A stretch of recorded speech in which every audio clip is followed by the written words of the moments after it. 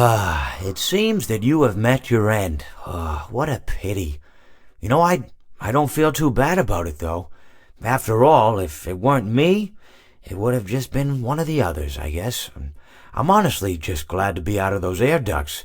It's not easy for a hippopotamus to fit up there, and not easy to get down either, and not as young as I used to be, as you can see.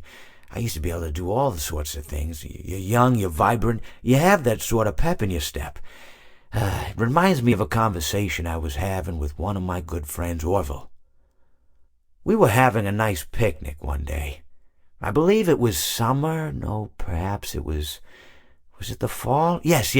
It was the fall because the leaves had turned already. But I said to Orville, I says, Orville, I have a story to tell you.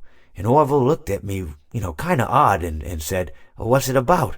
I said to him, not every story has to be about something, Orville. Sometimes a person just wants to talk. Why does everything have to be a story? I said to him. He just looked at me and he said, well, you said you had a story. And, he was quite right. I did, in fact. I told him I had a story. I suppose if a person just wants to talk, then it's best to not announce that you're telling a story. Telling a story does come with its own pressures and expectations, I suppose. After all, if you're just talking to a friend, then there's no more expectations than if you were talking into the wind. Words by themselves aren't expected to carry, aren't expected to stick.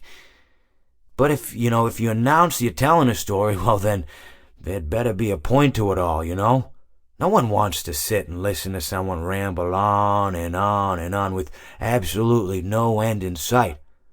So, it's good to be mindful that when you tell someone that you're about to tell a story, that you have something to say. Telling someone that you're going to tell them a story is tantamount to asking them to stop what they're doing and pay attention.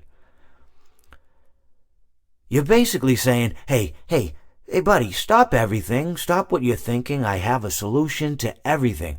And, well, I didn't really have any story to tell.